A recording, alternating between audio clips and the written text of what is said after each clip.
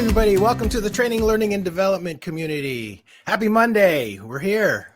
It's May, and today we're going to be talking with Jennifer Javornik, and we're talking about corporate training games when your organization isn't playful. And really excited to do this one because met Jennifer, I don't know, like through email, coming in into Community Day, and was able to check out Filament Games. And it was exciting actually having somebody that was like in the gaming space for Community Day and all the stuff associated with storytelling. And I was telling Jennifer beforehand, when I was putting together the expo, my son came in when I was loading Filament Games into the back end of the community platform, and he saw it. He's only 7, and he's like, "Hey, I play some of those games," and he was really excited because he plays a variety of them that were on PBS Kids, I guess. And so he just sort of sat with me and showed me which one. So that was very, very cool. And now he asks me every other day, "What's the name of that? Is it Filament Games?" I'm like, "Yeah." And it's just him trying to get back to the computer and asking if he could play some more. But Jennifer, thanks so much for being with us today. Oh, thanks for having me. I'm excited to be here. Yeah. So let's start a little bit about your background. Kim saying future employee. Yeah, possibly. Let's talk about your background a little bit. So you're in the L&D space now. You've got a gaming company. You're VP of sales, I think it is, for Filament Games. But your background is IT. Tell me a little bit about how you got to where you are now. Like, let's hear about your journey. Oh, sure. Yeah, I'm an accidental technology person. And it's a great story. I graduated from my undergrad with a liberal arts degree. My major was actually in theater, although somehow I never thought I would actually go do theater for a living. And kind of a year after graduation, I kind of was working for a startup that I had worked for previously, but it wasn't really kind of a career path. I was living in Montreal, where I'm from, and I had a friend that I had who lived in California, and she kept saying, "I want you to visit me." And I thought, well, like I wasn't making much money. The tickets across the border are a little bit more expensive, so I was like, I can't afford a $600 ticket to come see you. So she was like, "Listen," she cooked up this plan. She's like, "Listen, my company, there's this thing coming. It's called Y2K. And my company is hiring like crazy. So here's the thing. Give me your resume. I'm going to submit it. I'm going to really talk you up. I'm sure they're going to interview you. And then they'll fly you out to California for the interview. Just tell them you have to interview on a Friday. And then tell them you want your return ticket like on the Monday. And then you can come spend the weekend for me." And somehow I did it. That's literally the story of how I got started in tech. It was all a ruse. The funny thing is that I did do a phone screen with the recruiter out of California, and he called me back and he's like, "Hey, I just want to let you know we're interested in in-person interviews. We want to fly you out." And I'm like, "All right, good. This plan is coming to fruition." And he's like, "But actually, we are not looking for anyone for your particular skill set right now in California, but our office in Chicago is looking. So we're going to be flying you out to Chicago." And then I was kind of like, "What?" Like, I don't know. I knew nothing about Chicago. Being in Canada, I was like Oprah, Michael Jordan, That's all I knew. And anyway, so that's how I ended up being a Midwesterner. And that's how I was part of a program where they were training non-technical people in COBOL. So we could go fix Y2K bugs because there just weren't enough COBOL programmers. Right. And I'm actually so grateful because IT has been a great fit for me in my career. Wow, that is a really amazing story. Did you end up making it to California, though? I mean, eventually, because, they were, it was like 97 and they were recruiting people out of college and we were working crazy hours, but the salaries were amazing. So suddenly I was flush and I could afford my own ticket. That is great. It seems like I've met other people, including myself, who kind of made the switch over to IT because of Y2K, right? Yeah. That's what I was doing. The world, Louis. Right. And with a sort of a performance background too, there's a lot of similarities there. But yeah, I did the same thing because where I was working in manufacturing, and We had a bunch of computers, and they're like, "Uh-oh, this Y2K thing. Someone needs to figure this out." And I was always the go-to computer guy anyway, and so they're like, "Hey, you're the one that fixes the printer all the time. Why don't you figure out what we need to do for Y2K?" Yeah. Ended up going to night school for a year and a half to figure it out. So That's yeah. amazing. Yeah.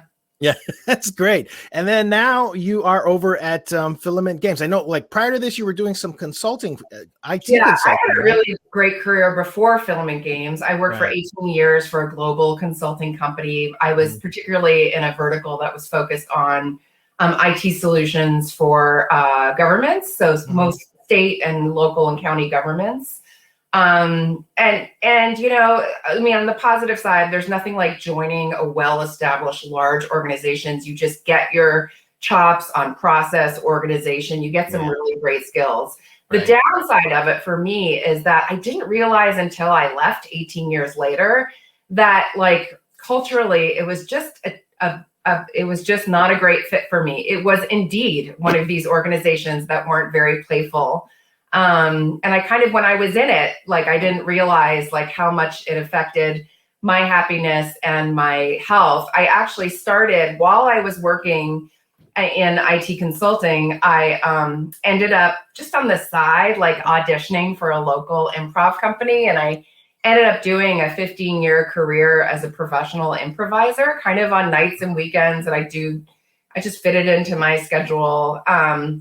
And it was funny because a year after joining Filament, I was like, I don't know, I don't like this anymore. And I realized that while I was working in global IT consulting, I mean, we did things, you know, like we did accounting system. We were really involved in Obamacare. I just needed this creative outlet to balance out how the other thing was not feeding my soul. And when kind of I came to Filament and I was blending for the first time, like my tech background and my kind of performance play background together, and kind of found this opportunity to work in a space where it used all the parts of me. So it's been a great fit for me. I've been here 6 years and I've really loved it.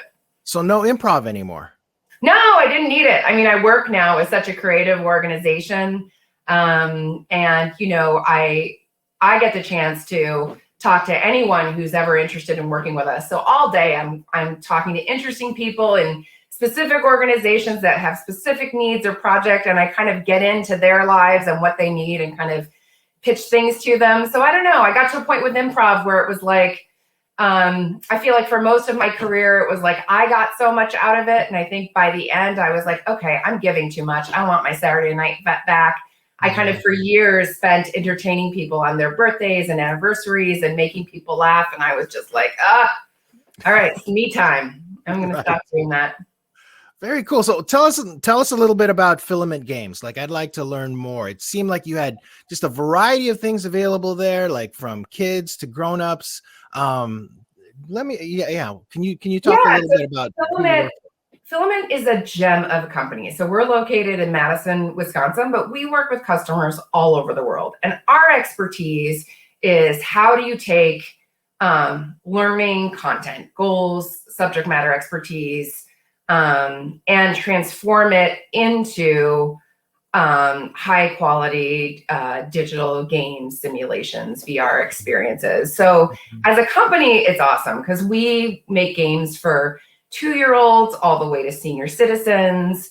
We make things that everything from gamey games on PBS Kids all to we've actually worked on projects where we're working with companies who are developing games as going through FDA approval to be a medical prescription. So we do any age, any platform. So we make games for browsers, mobile phones, tablets, VR equipment. We get approached by like custom device companies that want to make a game to go with their custom device.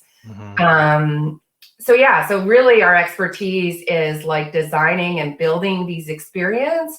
And our big mantra is we want you to have an engaging, amazing experience in the game, but we really kind of rate our success based on how well the player is transformed in the real world. So all of our methodologies are like, yeah, have a great time in the game, but we want you to come out of it with increased knowledge, a behavior change, a mindset shift. maybe we want to make you activated to go take steps to do something. So in a nutshell, that's what we do. Nice. So let's talk about these corporate training games. And you could even use, for example, like, the consulting firm that you came from, and like being able to sort of get like corporate training games into a place like that. Like what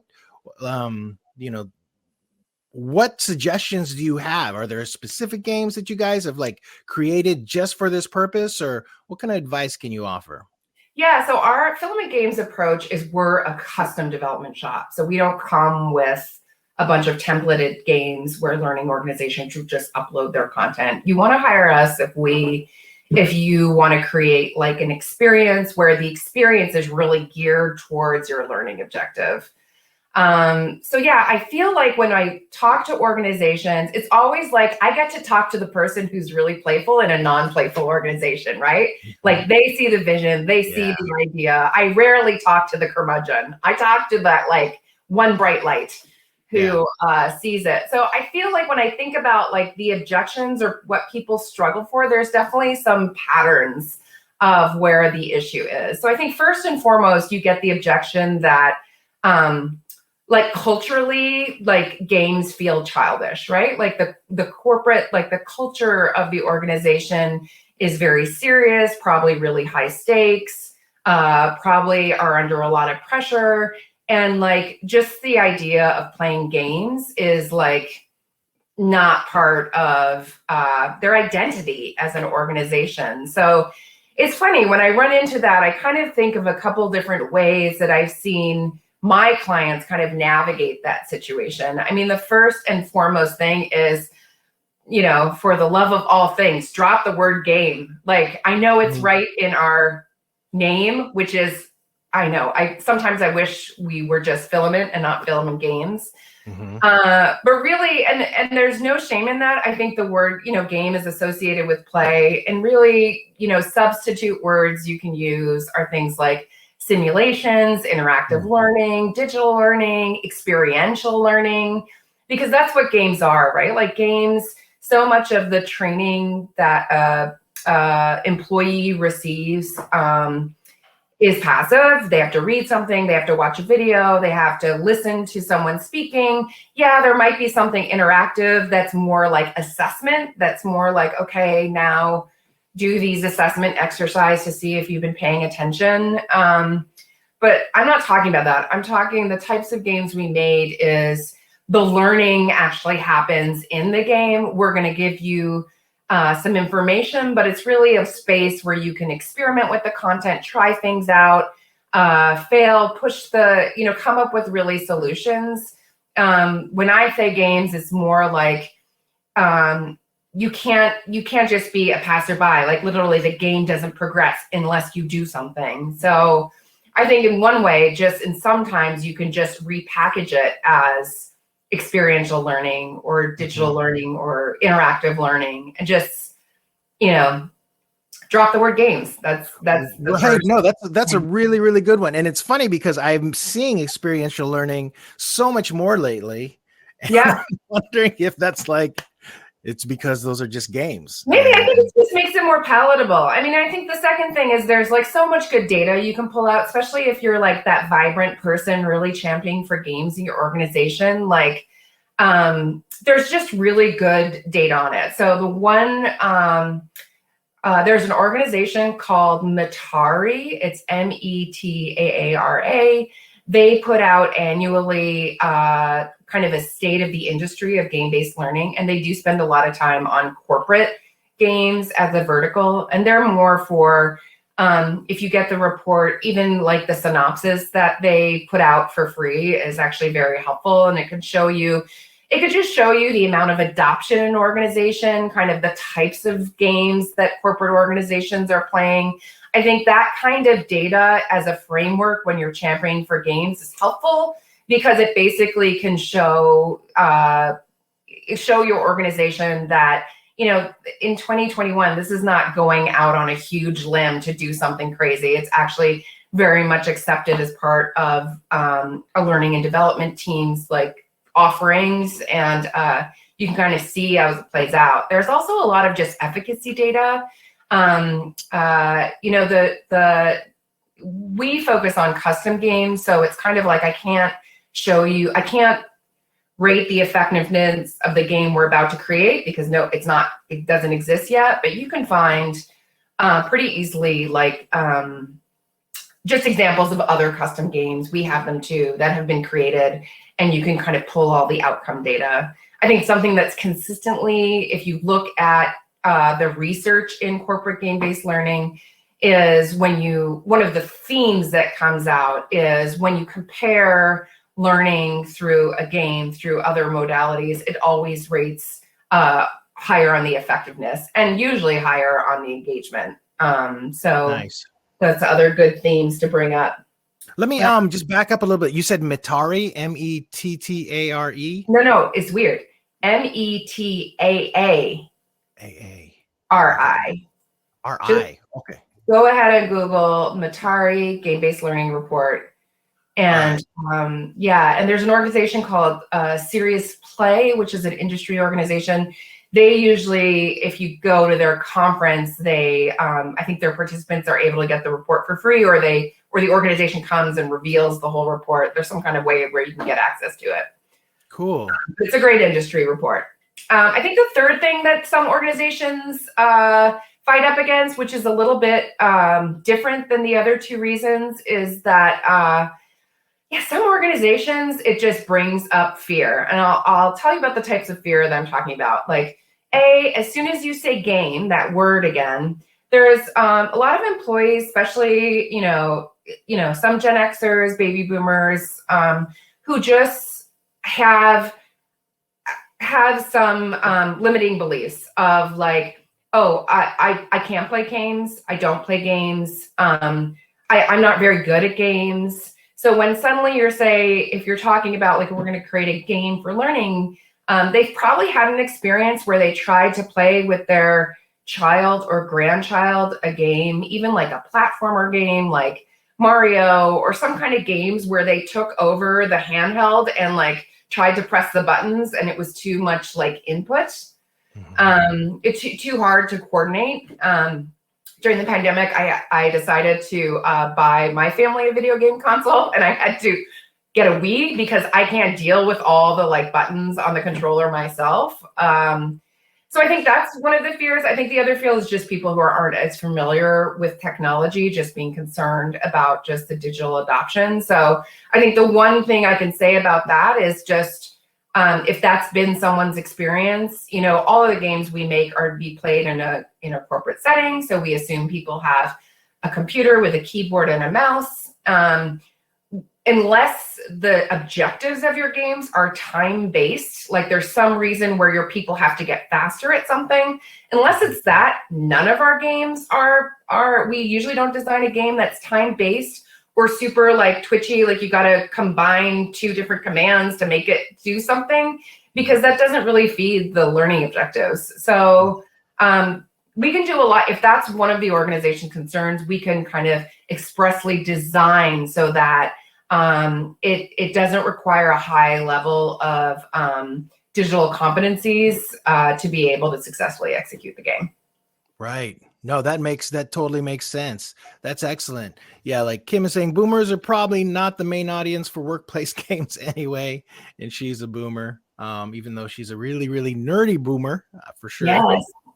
And Danny's saying, he adds, often many corporations have a rigid culture that can be based on fear of making mistakes, fear of being perceived as not serious about business, etc. That's a great point, Danny. Yeah. I mean, one of the things I said is that's another fear that comes up. I think especially because when some corporations have like dabbled in game, a kind of a quick way to kind of test games would be to pull up like a templated game. Like probably the most popular is Jeopardy.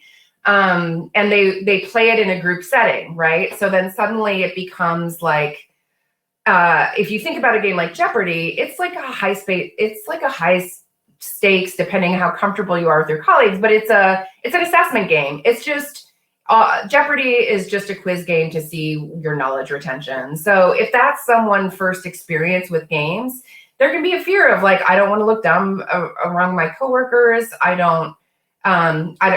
Jeopardy is usually time, so I don't want the time pressure. So I think some of the ways to get around that in terms is you can think about making a single player experience so people can play in private. One of the tricks or one of the things we do when we design any kind of learning game is there's no fail state. We actually celebrate failure in our games. So video games, very common to try something, it doesn't work. Guess what? You try again. So we never design games that like, oh, you're out of lives or you died, you don't get to learn anymore. So they're kind of, not only are they gently scaffolded, like we very slowly introduce concepts, make them try one thing. The game celebrates you for sort of succeeding at it.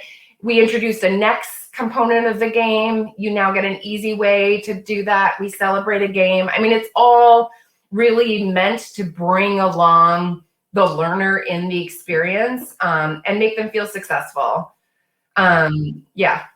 Yeah, that's interesting.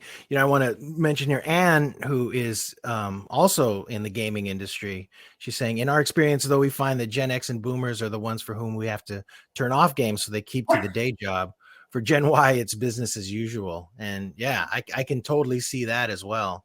And Kim's saying, I think one key is that those presenting the game's concept to a company has an inclusive mindset for all generations. Yeah, and I think about that with this audience, like you mentioned, they're all, these are the bright lights, that might be presenting this information to the organization. So I think I'd like to correct myself. There's certainly a lot of millennials or even Gen Ys who are not interested in games or not kind of digitally savvy. I think in the end, if you're making something custom, you should tailor it to the audience that you are going to be appealing to. And I think that when you do have a multi-generational audience, you try to focus on kind of you try to make sure that the game is very like playable, like that the visual interaction design makes sense, that no one is going to be impaired by moving forward in the game because they don't understand the controls. Right. Taruna is saying, I think it's important to consider both culture and context when using game-based learning. And I'm just wondering, do you have any examples? Do you have any success stories that you can share with us? Yeah, we've done a lot in the corporate training space. I think we worked for a really big management consulting organization that had an initiative in their kind of nonprofit arm that they were looking to upskill like 5 million people around the world in 5 years. And they really had a hands-on approach. They would build a cohort. They would go in for 12 weeks. They were really focused on upskilling people who, just to get the minimum amount of skills required to be successful in a retail associate's job. And this was not only US based, but in multiple continents around the world. But really and then they were working specifically with employers who would kind of pre-agree to take on their graduates to go fulfill, retail associates. And they just saw through their program, in early versions of their program, they would do, in classroom training, they would do group assignments, independent assignments, they would do role playing. But the role playing was problematic because a lot of times that was creating a lot of anxiety in the students that were in the job already. The people that they were upskilling were people who felt unsuccessful in a work environment, and that the role play, getting in front of your class and playing out retail scenarios was too high stakes.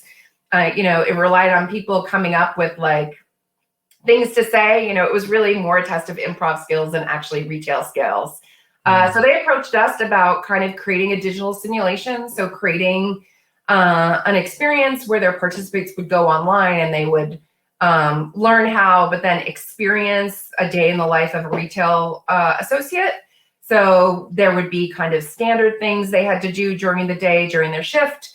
But then also one of the hardest things for someone in retail is you've got your job you have to do, but then customers come up with you with different problems. There's spills that occur. There's customers who need things. So so we created, we started first with the resale associates training. We did a pilot for their first cohort, and it with them that we were still involved in because it was while we were developing the game. And their feedback survey said 100% of the feedbacks responded that we prefer to learn this way than through role play. So that was really good. And something that they still use today. I mean, I'll say one of the realities of filament games is that often what we make for clients is very proprietary. And because it's custom development and our clients end up owning the IP, most of the time we're not really privy to what the outcomes are, what the successes are, just because it's very confidential to them. So I've got a couple of where they've shared things that I'm able to share, but in terms of like how it affects the bottom line or how, yeah, we don't get that information. So how about just generally on adoption? Do you guys have ever run into that challenge where just overall people just aren't playing the games, or do you have any support system for being able to overcome things like that? Yeah, I mean, I think when clients with corporations work with us, we really need to understand who's the learners and what their learning preferences are. It's no difference to all of you being training professionals. It just depends on the person, right? Like some rules of thumb, which are just simplifications, but have some merit to it, is like when we think about designing training games for salespeople, we often add a competitive element because salespeople are competitive. If we're working, creating a game for like field technicians or people that are out driving around to sites and kind of part of their day is they're not at a desk all day, we might think of creating games that can be consumed as micro learning, so that if they have more, give them something to do for 21 days, but it's kind of a 15-minute experience where you're kind of growing the experience over time. So I think a lot of time, I mean, it's the same thing with games. You have to understand the preferences, the learner habits. You have to understand how, what their day looks like and how they like consuming learning content. And we can kind of frame or design the experience to take that in and to take that to account. That's great. Let's see. So Kim is asking here, is there a point where the ROI doesn't make sense for game-based learning? That is, when is a more minimalistic approach better? All right, so that's a great question. I mean, there's no, one of the realities of creating a custom learning game for your organization is that it's going to be, and sometimes it's 10x what the cost of what doing a video or creating e-learning costs. So there's just a investment to make in this. I think a couple things I think about when you're thinking about learning games is either aligning it to your organization's biggest initiative, most important initiative. So try to be able to justify the cost and investment to make a game. If it's kind of a corporate-wide initiative that you're creating a game about, where every person at your organization will be touched by it, can be a way to justify the ROI. It's interesting because a lot of times 2 years ago when I talk about ROI, I talk about, well, think about the time it takes to fly places and do learning, but so much has changed because of the pandemic. I think more you're just talking about the, touching as many people as you can in the organization. I think the second thing I have people think about is align your game to the company's biggest pain points. So if there's really parts of your organization that that it would be better if people kind of actually did and consumed this training as a way to justify it. I think repurposing the game is another good idea to kind of play with the ROI. So we had an organization where we built a corporate training game for them, but they also actually were able to release a version that had non-proprietary specifics in it. We just tweaked the content a bit to actually put it out to the public so that, or actually theirs wasn't to the public. They would send it to potentially people they were recruiting as kind of a way to not only do assessment, but to kind of provide them a playful introduction to their company. So I think you do have to make things. I mean, to think of, we can design a game so that the content can be replaced and refreshed over time. I think that's one way to really get the maximum out of your game, so that as the content evolves, your game can evolve. Yeah, I think the one thing I would caution is, if you, that works to a limited expense, but some people come to us and we're like, well, can you make a game that like we could use for a lot of different types of training? What I caution you is, when you look at games that can deal with a lot of different types of training, so you're training your engineers to do something technical, but you're also training your business people about the product, and essentially those become, so we call those content agnostic games, so games where you upload the content. Essentially those turn into assessment games, because essentially all you can do to treat different kind of content is ask questions about the content and then quiz people on the response, or do a match, or do some kind of frame that you're just really testing a person's knowledge, to really create games where people are learning in the game.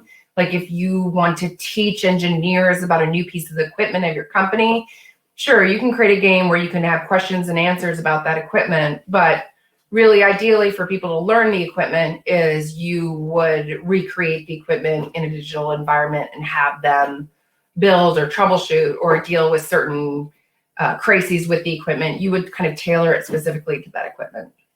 Wow, that's fantastic. That's great advice. Thank you so much. So just curious about Filament. You mentioned, are you guys doing VR games now too? Is that something that you would say? Yeah, yes. So we do VR, AR, custom products. Yeah, it's interesting. Like the great thing about obviously VR and AR, it takes away some of the clickiness of the game, right? It's much more intuitive for people to move their bodies than to click keyboard combinations. However, if you're working with the more deluxe version of VR, there's still buttons on those handhelds, so it's not always the case. Right. So yeah. Wow, that's fantastic. VR is just really great for learning when your learner needs to embody a practice. Right. So yeah, I mean, it could be done. I don't really see it. I'm not going to say never, but like making an accounting game in VR just feels like annoying, because accounting is a lot of numbers and math, and like doing it like with your arms might feel, but obviously a lot of games that involve either being in a place where the place is important, or you want the person to learn, an embodied experience. VR is great. This is great.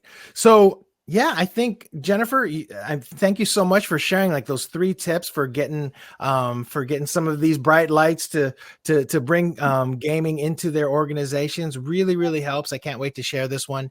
And what's ahead for you and Filament Games? More games. I mean, we're just on a constant roll of making new clients, new games, old clients, new games.